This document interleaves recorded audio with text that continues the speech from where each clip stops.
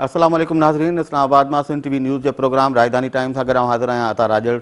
नाज़रीन, असां पंहिंजे अॼोके हिन प्रोग्राम में मुल्क जी ॿ भेरा वज़ीर आज़म रहंदड़ शहीद मोहतरमा बेनज़ीर भुट्टो जी अॼु सालगिरह मल्हाई पई वञे। उन हवाले सां ॻाल्हि ॿोल कंदासीं। मोहतरमा जी हीअ 60वीं सालगिरह आहे ऐं हिन हवाले सां सॼे मुल्क में तक़रीबूं पिणु थियूं आहिनि। सदर आसिफ अली ज़रदारी ऐं संदन न्याणी आसिफा भुट्टो ज़रदारी अॼु गड़ी ख़ुदा बख़्श में मोहतरमा बेनज़ीर भुट्टो शहीद ऐं शहीद ज़ुल्फ़िकार अली भुट्टो जी मज़ारुनि ते हाज़िरी भरी। उन खां सवाइ बेनज़ीर भुट्टो वर्कर्स मूवमेंट जंहिंजी अॻुवाणी मोहतरमा बेनज़ीर भुट्टो जी अॻूणी सियासी सेक्रेटरी मिस नाहिद ख़ान ऐं डॉक्टर सफ़दर अब्बासी करे रहिया आहिनि। उन्हनि पारां लाहौर में हिकिड़ी वॾी तक़रीब अॼु कोठाई वई आहे। गॾोगॾु मुल्क जे ॿियनि शहरनि में बि तक़रीबूं थियूं आहिनि। इस्लामाबाद में मुख्य तक़रीब थी आहे जंहिंमें अपोज़िशन लीडर सैयद ख़ुर्शीद शाह, अॻूणो वज़ीर आज़म सैयद यूसुफ रज़ा गिलानी ऐं ॿिया शरीक थिया आहिनि।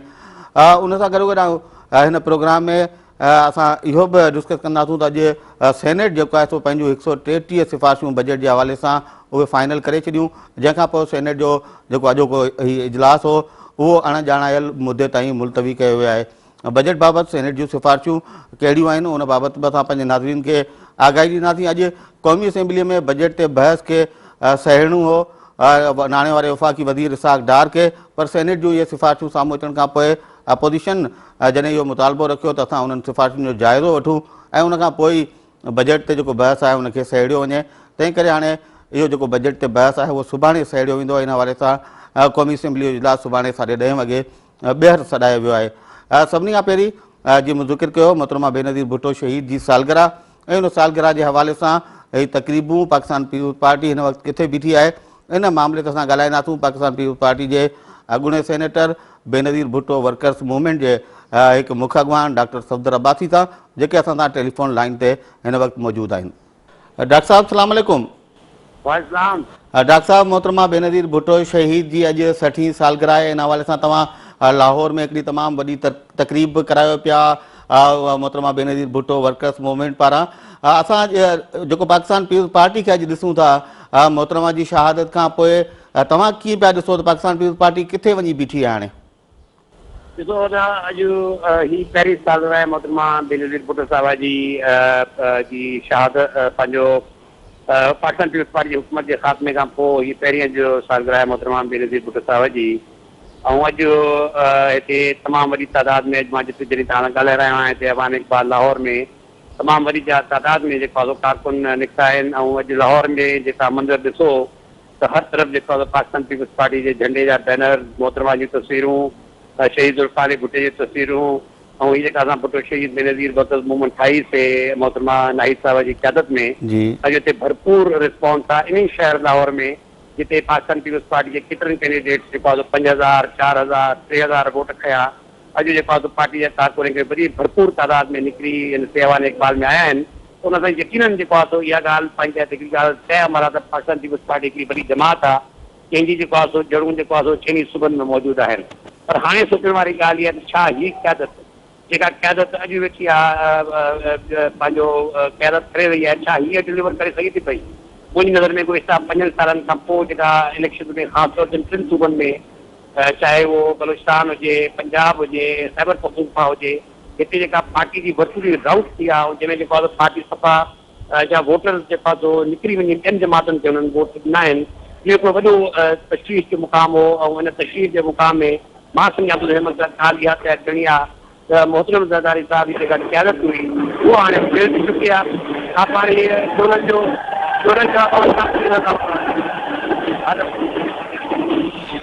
डॉक्टर साहब, तव्हां उन ई लाहौर शहर में पिया ही तक़रीब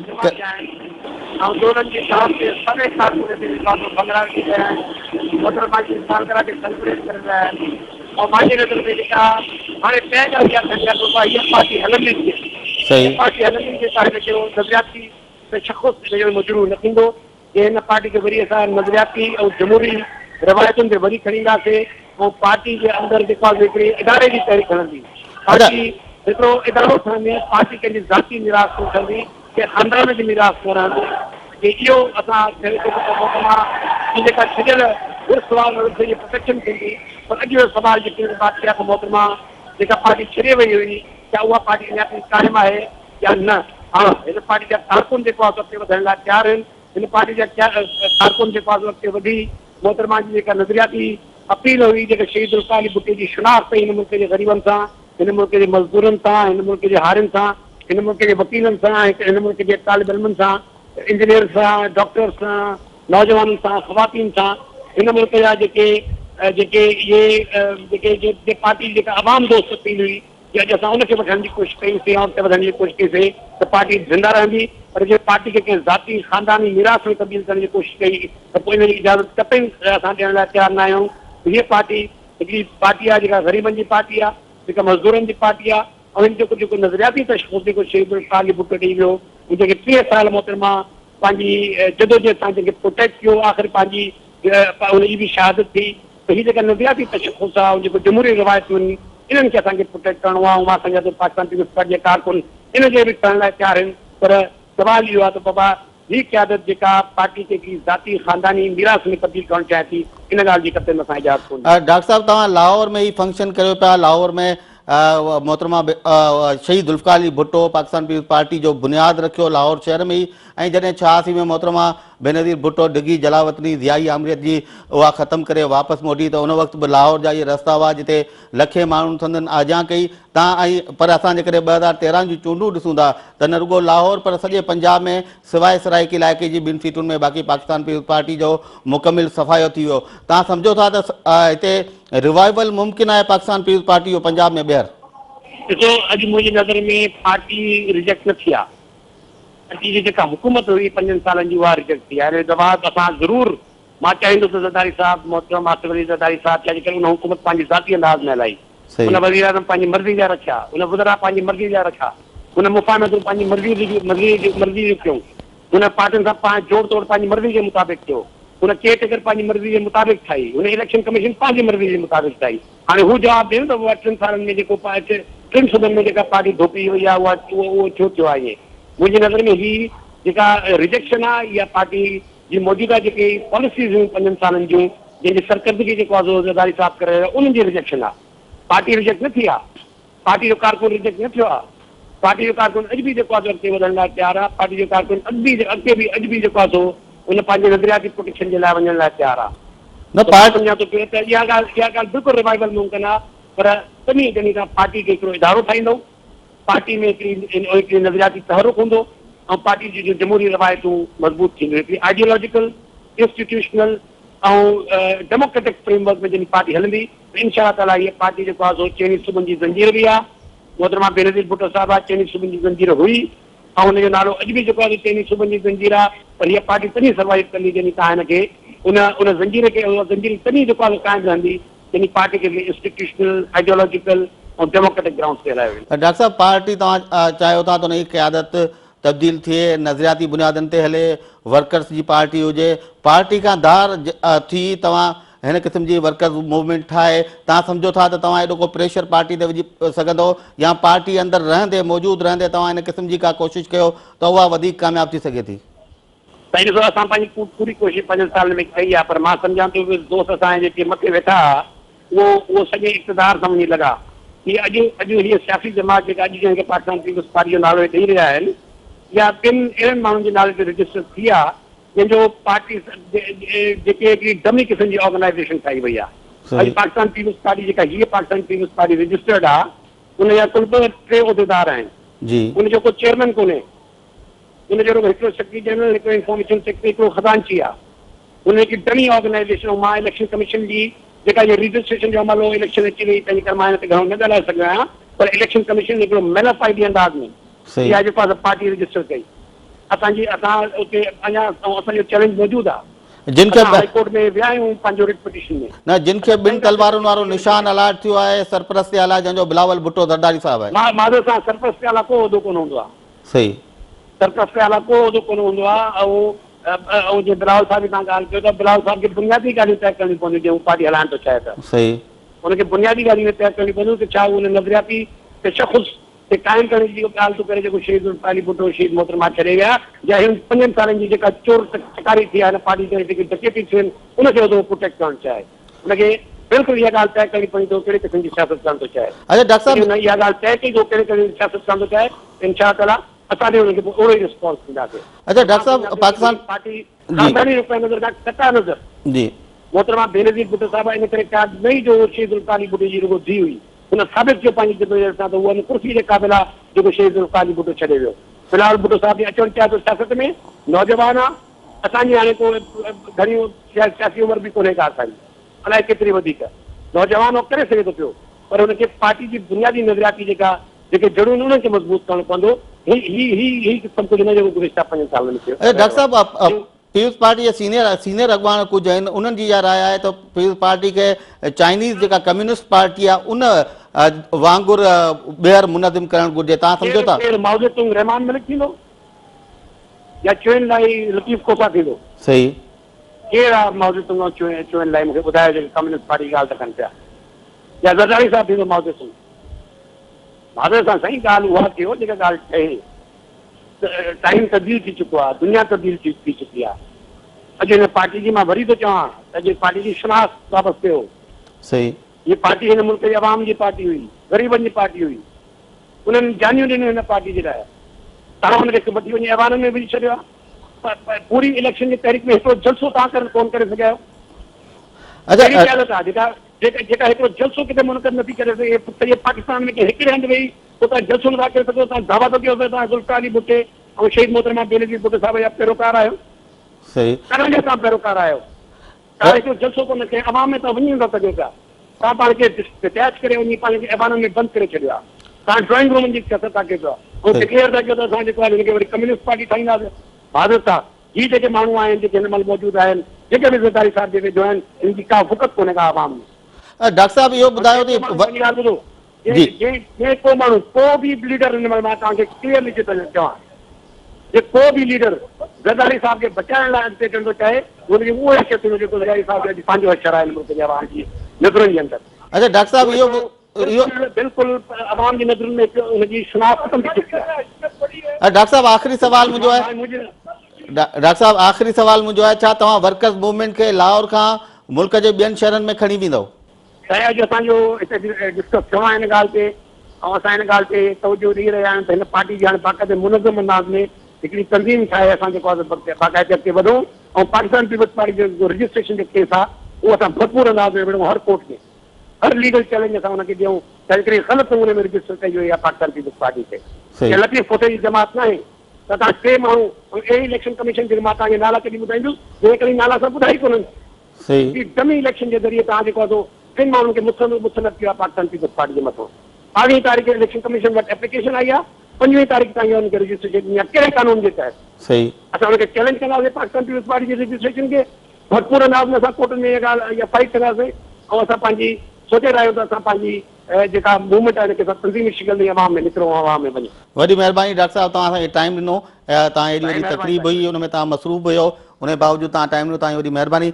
नाज़रीन, डॉक्टर सफ़दर अब्बासी साहब जिन तव्हां ॻाल्हियूं ॿुधियूं मोहतरमा बेनज़ीर भुट्टो जी शहादत खां पोइ पाकिस्तान पीपल्स पार्टी हिन वक़्तु किथे बीठी आहे, इन हवाले सां असां ॻाल्हि ॿोल करे रहियासीं डॉक्टर सफ़दर अब्बासी सां। हाणे टाइम थियो आहे ब्रेक जो, असां अचूं था ब्रेक खां वापसि ऐं पोइ ॻाल्हाईंदासीं बजट जे हवाले सां। असां सां गॾु रहिजो।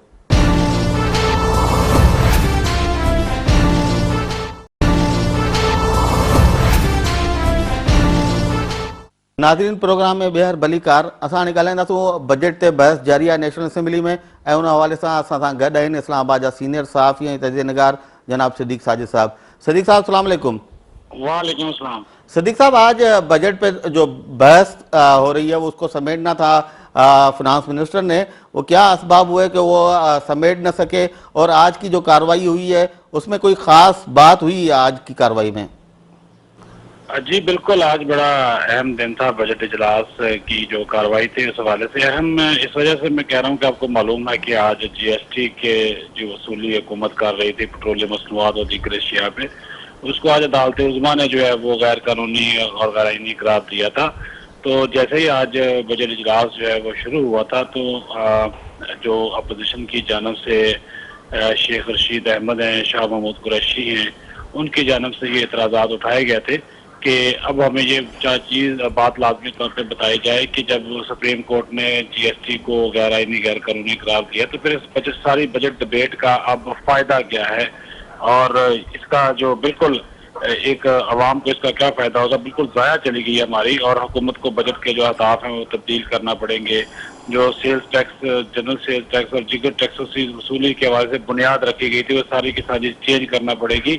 तो उनका तो ये मुतालबा था कि वज़ीर ख़जाना ऐवान में आकर बताएं और उस वक्त तक जो है वो इजलास की कार्रवाई जो मुलतवी जो है वो की जाए। लेकिन इसका जवाब फिर हुकूमत को यही देना पड़ा। वज़ीर कानून ज़ाहिद अहमद ने ये बात कही कि हम अदालत उज़्मा का फैसला तस्लीम करते हैं और अदालत उज़्मा के फैसले की रोशनी में इसमें जो है मालाती बिल में तरामीम की जाएंगी। लेकिन दूसरी तरफ उनके जो वफाकी वज़ीर दिफाई पैदावार थे राना तनवीर, उनका ये मौक़िफ़ था कि सुप्रीम कोर्ट का फैसला सर आंखों पर, लेकिन इसके बावजूद बजट तब्दील नहीं होगा और बजट में जो अहदाफ रखे गए हैं वो वही रहेंगे और हम अभी पूरे फैसले का जायजा ले रहे हैं। लेकिन शाम को अभी जब थोड़ी देर पहले आपसे जब बात हो रही है, पहले इसहाक डार ने सारी सिचुएशन पर क्लियर की। उन्होंने कहा कि अभी हम तफसीली फैसले का इंतजार कर रहे हैं, अटॉर्नी जनरल से भी मुशावरत हो रही है, लेकिन हम अदलिया जो भी कहेगी उसके फैसले को हम मानेंगे। लेकिन साथ ही उन्होंने ये भी कहा कि सारा बोझ पार्लियामेंट के ऊपर डालते हुए कहा कि असल फैसला पार्लियामेंट ने करना है और पार्लियामेंट अगर ये चाहती है कि नहीं टैक्स होने चाहिए और जीएसटी की शरह भी नहीं बढ़नी चाहिए या मौजूदा जो टैक्सेस हैं इसमें रद्द-बदल किया जाए, तो ये फैसला भी कौमी असम्बली को करना है। असल ओनरशिप अदालत नहीं पार्लियामेंट है, तो उन्होंने तो ये सारा मामला पार्लियामेंट के ऊपर छोड़ दिया। लेकिन साथ ही जो इम्पोर्टेंट नुकता था उनका वो बड़ा अहम है, जिसमें उन्होंने ये कहा कि जो भी टैक्सेस होंगे वो 1 जुलाई से नाफिज हो जाएंगे। और ये उनका इशारा इस तरफ था, उन्होंने कहा था कि ये जीएसटी है, ये जो हमने बजट अनाउंस किया है, ये सारे का सारा जो है ये नाफिज 1 जुलाई से हो जाएगा, क्योंकि पार्लियामेंट को इसका इख्तियार है और पार्लियामेंट की जो कानून साजी का अमल है जब तक वो मुकम्मल होगा उसके बाद ये 1 जुलाई से नाफिज हो जाएंगे। तो ये भी एक पहलू जो है वो सामने रखना चाहिए। फिर आपने देखा अफसोसनाक वाकया हुआ कराची में जो जी बिल्कुल साजिद कुरैशी नामी कोई उनके एमपी हैं, ये हैं जी नाज़िमाबाद से, तो वो उनको शहीद कर दिया गया कराची में। तो उसके ऊपर बड़ा एहतजाज आज एमकेएम ने किया। सुबह तो उन्होंने वॉकआउट किया था, लेकिन शाम को रशीद गुडेल इंतहाई जज्बाती हो गए, तकरीबन वो रो पड़े थे। उन्होंने कहा कि कोई पूछने वाला नहीं है, हुकूमत कोई बयान नहीं देती, वज़ीर दाखिला खामोश हैं, तमाम इदारे खामोश है। तो ऐसी सूरत में कहाँ जाएं? तो हमारा तो पाकिस्तानी होना ही जुर्म हमारे लिए सबसे बड़ा जुर्म बन गया है। तो हम अपने आप को पाकिस्तानी कहते हैं, लेकिन हमारे ही लोगों को मारा जा रहा है। और फिर उन्होंने इसी एहतजाज के मद्देनजर जो है वो इजलास का वो बाइकाट भी कर दिया। जी था। अच्छा, ये जो बजट आज उस पर बहस समेटनी थी इसहाक डार साहब ने। जी बिल्कुल, वो नुकता मैं बोल गया। वो उसकी मेन वजह ये बनी था कि सेनेट, आपको मालूम है कि सेनेट जो सेक्रेटेरिएट है उसको जब ये वहाँ पे बजट ले किया जाता है सेनेट में, तो वो फिर 14 दिन के अंदर अपनी सिफारिशात भिजवाता है। वो सिफारिशात आज सेनेट में पेश तो कर दी गई, लेकिन वो कौमी असम्बली सेक्रेटेरिएट को मौसूल नहीं हो सकी। और जब वो कौमी असम्बली सेक्रेटेरिएट को मौसूल नहीं हुई तो वो अराकीन में भी तकसीम नहीं हो सकी। तो आज वज़ीर ख़ज़ाना जब बजट पर बहस समेटने के लिए खड़े हुए तो नवीद कमर ने नुक्ता एतराज़ पे बात कही कि सेनेट की सिफारिशात बड़ी अहम होती हैं, वो हमें मिली नहीं है और जब तक हमें नहीं मिली हम उसका जायजा नहीं लेंगे तो उस वक्त तक हम कैसे कह सकते हैं कि उन सिफारिशात में क्या है, या हमें उसकी तईद करनी है, मुखालफत करनी है। तो ये सारी चीजें हमें मालूम होनी चाहिए। इसकी फिर हमारे तमाम अपोजिशन जमातें, सैयद खुर्शीद शाह अपोजिशन लीडर थे, शाह महमूद कुरैशी थे, शेख रशीद अहमद, सब ने कही। तो इस पर फिर जो इसहाक डार थे उनको घुटने टेकने पड़े और उन्होंने कहा कि ठीक है जी, मैं जैसे सिफारिशात जो हैं वो असम्बली सेक्रेटेरिएट को मौसूल होंगी, वो कल ले कर दें आप, और कल ही फिर मैं बहस समेट लूंगा। तो इस वजह से ये सारी सिचुएशन पैदा हुई और आज उन्होंने बहस समेटनी थी, अब वो कल बहस समेटेंगे। जी चलें, बहुत शुक्रिया सिद्दीक साजिद साहब हमें ज्वाइन करने का।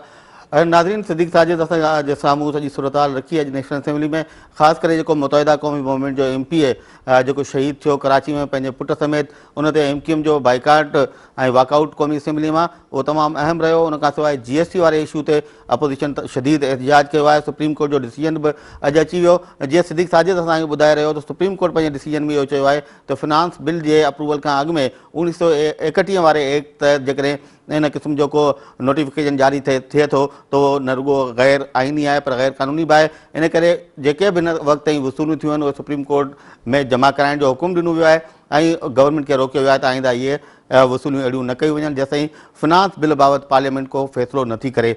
सेनेट में सिफारिशूं कहिड़ियूं आयूं उन्हनि सिफारिशुनि ते असां ॻाल्हाईंदासीं, पर टाइम थियो आहे ब्रेक जो। ब्रेक खां वापसि अची असां जाइज़ो वठंदासीं त सेनेट में जेके सिफारिशूं 133 सिफारिशूं सेनेट मां आयूं आहिनि जेके सुभाणे क़ौमी असम्बली जे साम्हूं पेश कयूं वेंदियूं, उहे कहिड़ियूं आहिनि, उन मां अहम शयूं कहिड़ियूं आहिनि, अचो था नंढी साई खां पोइ।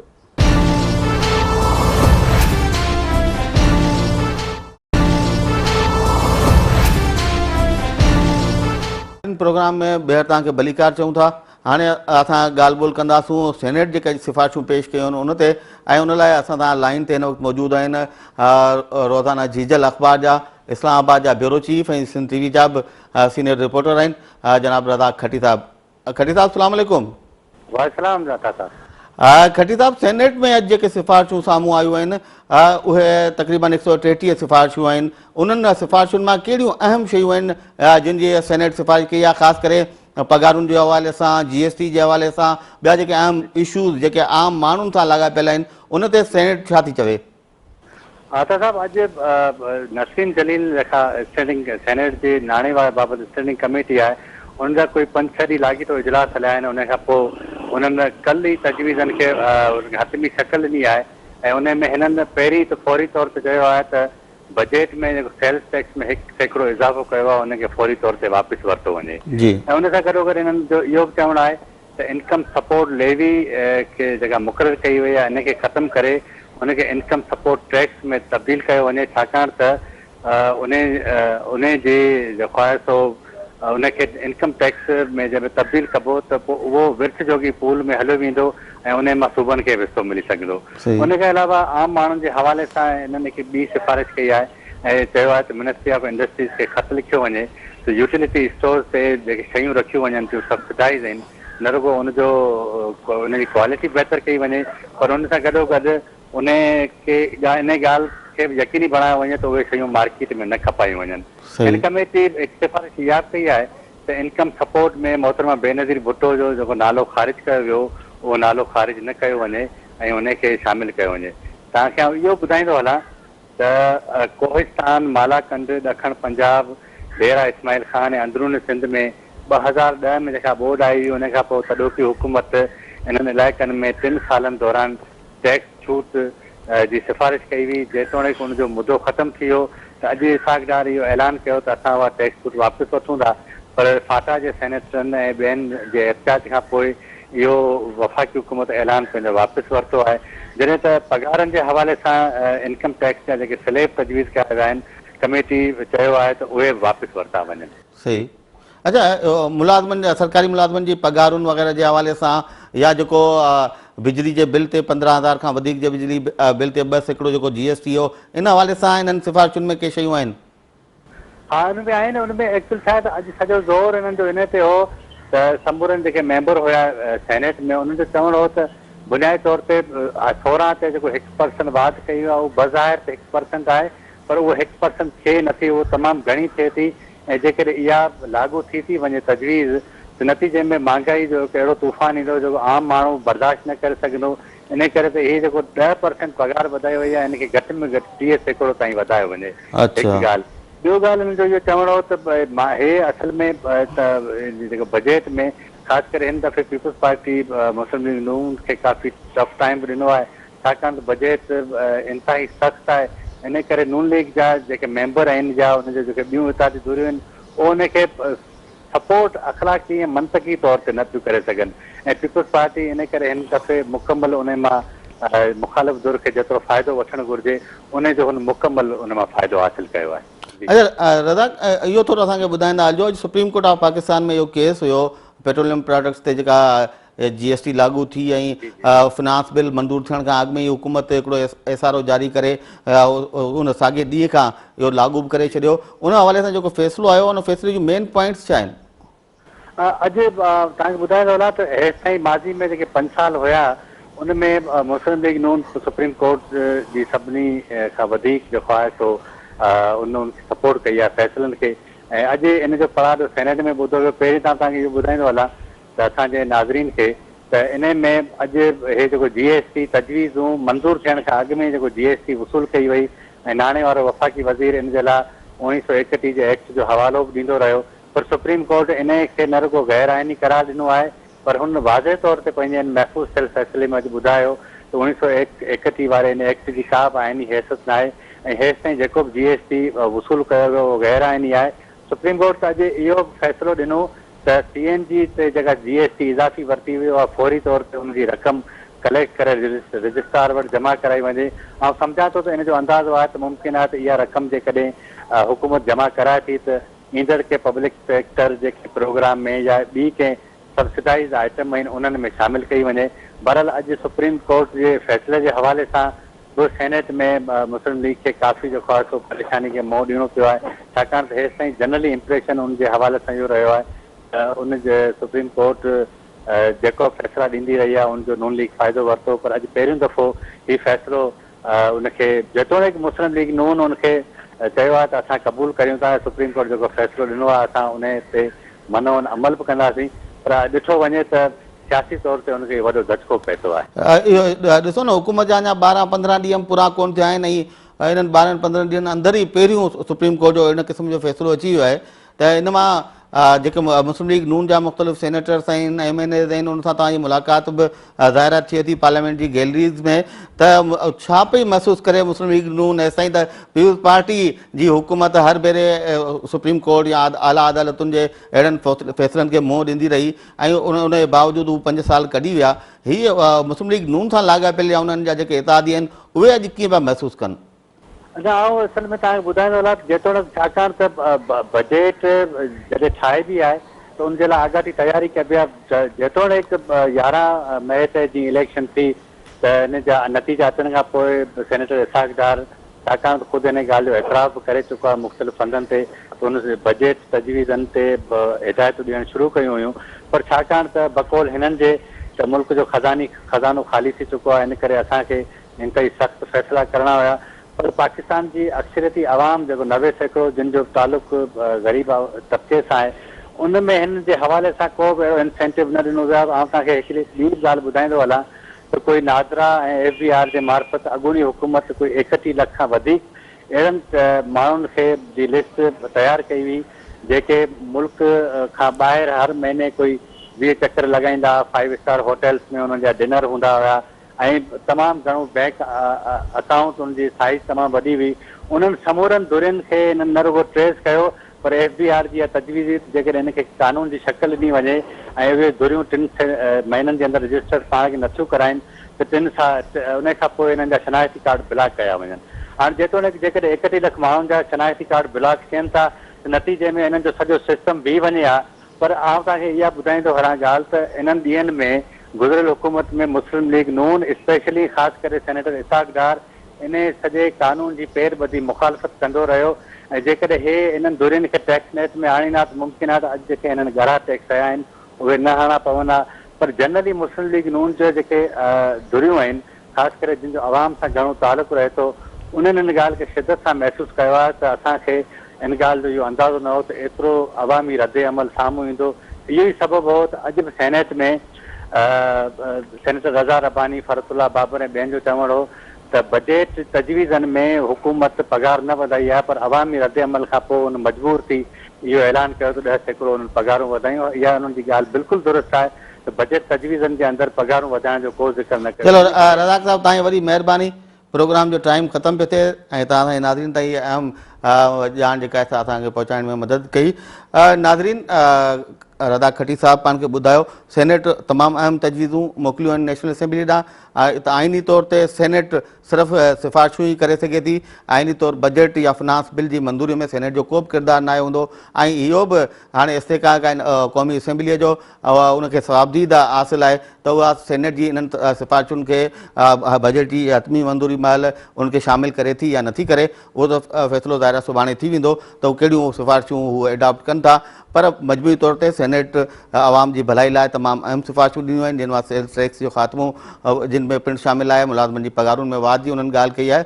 ओवरऑल ॾिसूं अपोज़िशन जेका नेशनल असेंबली में आहे उहा बि ज़ोर भरे पई त अवामी भलाई जा कुझु कमु कया वञनि, सेनेट जूं सिफ़ारिशूं बची वियूं आहिनि। उमेदु इहा ई थी कजे त मुस्लिम लीग नून जी हुकूमत इन्हनि सिफ़ारिशुनि खे साम्हूं रखी अवामी भलाई लाइ ज़रूरु के न के तब्दीलियूं बजट में ज़रूरु कंदी। ईंदड़ प्रोग्राम ताईं अता राजल खे ॾींदो इजाज़त। अल्लाह वाही।